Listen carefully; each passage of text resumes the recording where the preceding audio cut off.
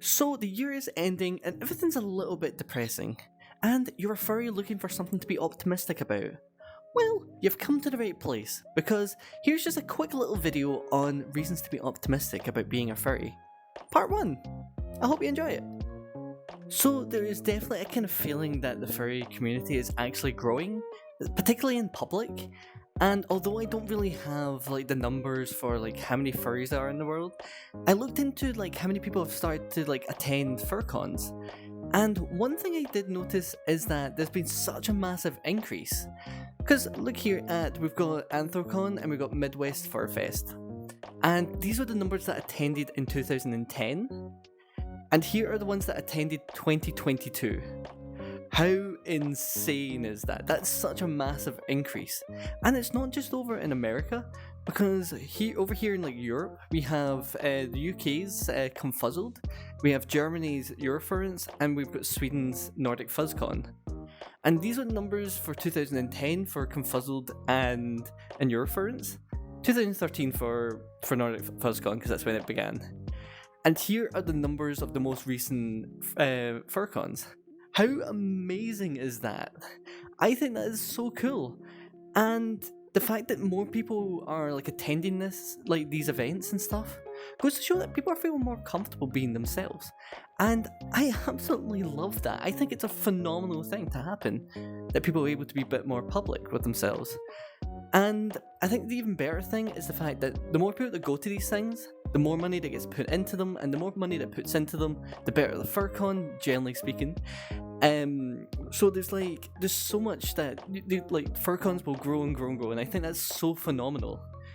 So that is one thing that could be optimistic about being furry. So speaking of FurCons, the rise of virtual FurCons. Because this year I attended my first ever virtual FurCon with Furality. I streamed it on Twitch and I proceeded to hide in the bushes because I was too scared to talk to anybody. But despite that, I really enjoyed it. I super enjoyed it. I was like kicking back. I was enjoying the worlds they made, which were like amazing. There was like a whole lot of avatars you can like check out, and there was a whole lot of events. Like I think there was somebody that was streaming like making music and stuff, and I loved that. I think it was so fun just sitting back and enjoying that with people. And I think it's even better perhaps for like people who are even like a little bit socially conscious, a little bit socially anxious, because you're in the comfort of your own home, and you know, if everything's getting a bit too much, you can just take off your headset and you're back in your own house. And I think that the other thing is that you can kind of come and go when you want, and you can do as much as you want or as little as you want, and I love that. I seriously love that.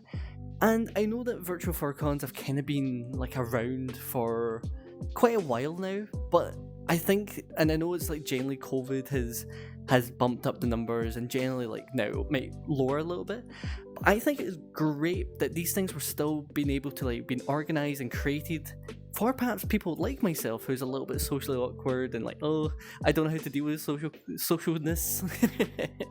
So that's another reason, if you are socially anxious then virtual FurCons will be a godsend for you. You also get to meet furries from the comfort of your own bedroom. So another reason to be optimistic about being a furry is that the community is, generally speaking, so strong and so like engaging with one another.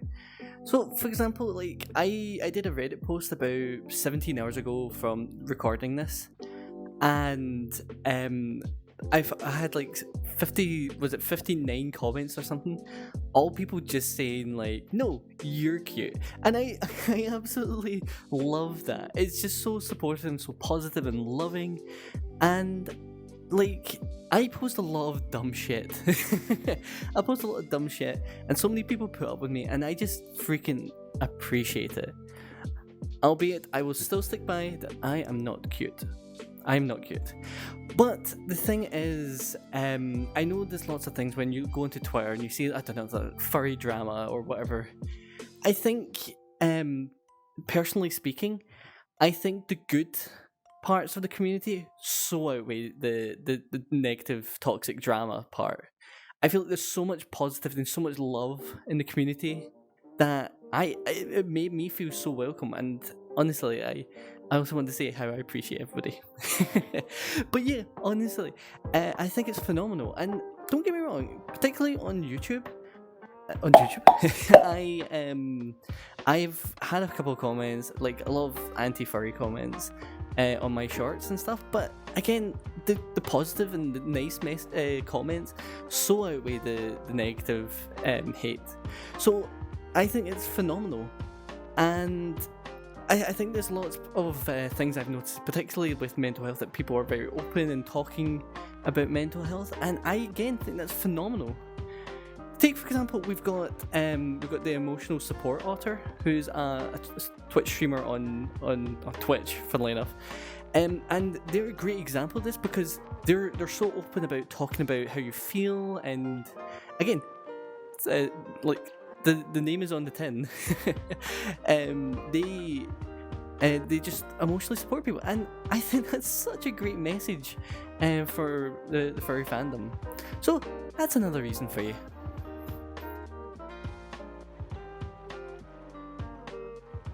So another reason to be optimistic about being a furry is the fact that year by year there seems to be more and more species added to the community, and I absolutely love that.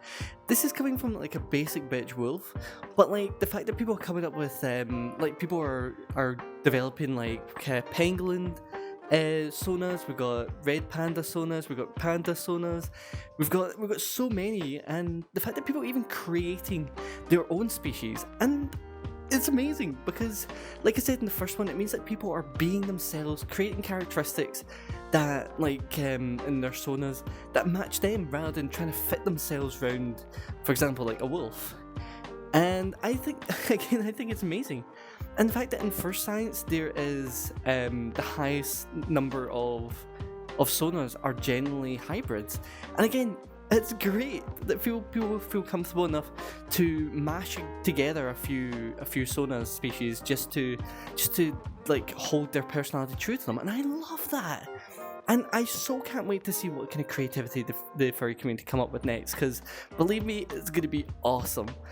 And that's even before we get onto like fursuits and like all the kind of like the animation and stuff that people are going to be doing with it, because again, the furry community is one of the most creative communities out there. And even if you're not quite creative yourself, like I am, I'm not very good at being creative and artsy. But even somebody like me can be super excited about the future of art in the furry community. And I believe that's another reason to be optimistic about being a furry. So those are reasons to be optimistic about being a furry. Did I miss anything? Is there anything that you guys are optimistic about? Please pop them down in the comments. I would love to hear it. I am also over on Twitch, and we've been playing like DBD and like Super Animal Royale at the moment. I usually change them around though. And also I'm on Twitter. If anybody wants to post me like Fursona stuff, I love Fursona. Anything to do with Fursonas, I'm into. So yeah, I really appreciate you guys getting up to this point. I really appreciate you guys. Mwah. And remember that you mattered yesterday, you matter today, and you matter tomorrow. Bye.